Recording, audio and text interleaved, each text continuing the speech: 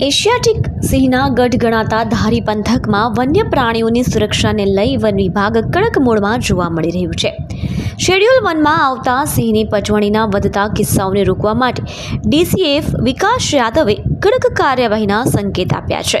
સિંહની પજવણી કરનારા તત્વોને પકડવા માટે ખાસ ટાસ્ક ફોર્સની રચના કરવામાં આવી છે.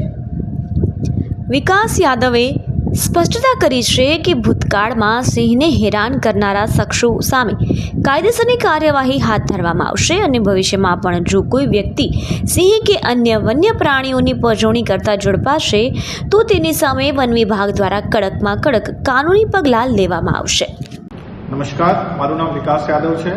હું ડીસીએફ ટાસ્ક ફોર્સ બૃહદ ગેટ જૂનાગઢ છું.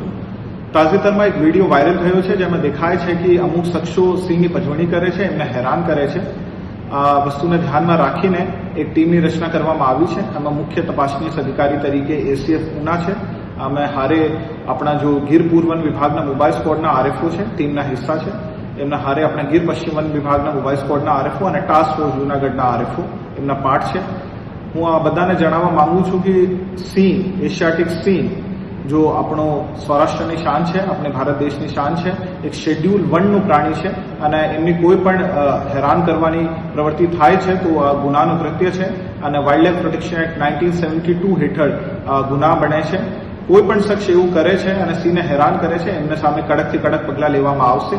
આ પ્રકરણમાં પણ ટીમની ગઠન કરવામાં આવે છે અને ટીમ એક ડિટેલ તપાસ આ બાબત કરશે અને પછી છેલ્લી રિપોર્ટ અહીંયા રજૂ કરવામાં આવશે અને જો પણ શખ્સ આમાં સામેલ છે એમને સામે કડકથી કડક પગલાં લેવામાં આવશે. નમસ્કાર.